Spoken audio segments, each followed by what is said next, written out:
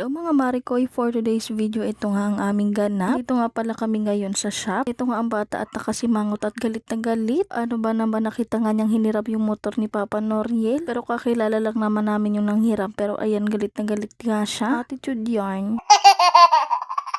At umuwi na nga rin kami at pagka-uwi nga namin nagpunta nga yung mag-ina dito sa bahay. For the laro nga sila ni Baby Elise at ni Baby Kesha at kasama nga si Ate Seiya. Wala nga sila ibang ginawa kundi magkalat at maglaro. Pero okay lang yan dahil dyan naman sila masaya. At mga bandang hapon nga eto nga at nautusan nga akong magluto. Di ko alam kung matutuwa ba ako o mai-excite na ewan. Ano ba naman hindi talaga ako marunong magluto. Sorry naman. Hoy, arte. Pero eto at susubukan nga ng aking powers. Hoy, wala kang powers, Mima. Gulay nga lang pala itong lulutuin ko at igigisa ko nga lang pala yan. Dito nga rin yung kaibigan ko na supportive. Hala. Wow. At ito nga mga Marikoy, nakasalang na nga yan at hinihintay ko na nga lang siyang lumambot. At kinabukasan na nga pala to mga Marikoy at eto na nga ang Mima nyo. Kakagising lang. Charing. Kanina pa yan gising. Late lang nakapag-video. At eto nakapasok na nga si Baby Elise pero wala naman sila ibang gagawin kundi nga mag-practice lang. At malapit-lapit na nga yung kanilang graduation kaya kailangan na nga nilang mag-practice. Medyo konti pa nga kami ng mga oras na yan kaya hindi pa nga nagsisimula. Dahil wala pa yung ibang mga estudyante at yung mga nanay. At maya-maya nagsimula na nga rin sila mga Marikoy at ayan nga silang magkakaklase o diba ang cute tignan. Pero pagkatapos nga ng graduation nila, hindi na sila magkakasama. So sad naman. Ang OA.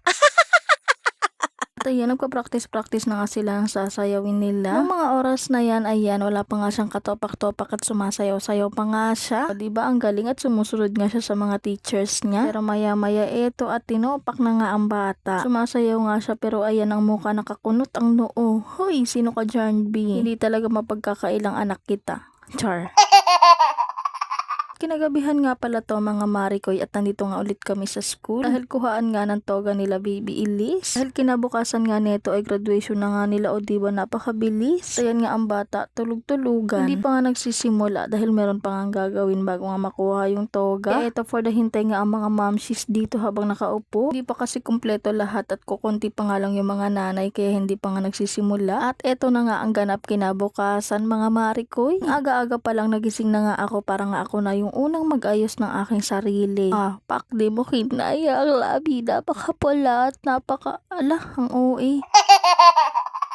Fast forward mga Marikoy, andito na nga pala kami at ito na nga iba niya makaklase, mga nakaayos na nga rin. Ito nga si Baby Elise, nakikipaglaro nga dito sa isa niya kaklase. O diba, akala mo talaga napakabait niyan. Diyos ko po, napakakulit at palditan niyan mga Mima. Talbog na talbog nga ang kamalditahan ko dyan mga Marikoy. Para nga lang akong nananalamin kapag nga nag-aaway kaming mag-ina dahil nakikita ko ang self ko sa kanya. Ay, grabe naman ang OA. Medyo konti-konti pa ang mga person dito kaya ayan, hindi pa nagsisimula. Grabe napakatagal, gutom na ako. Charing.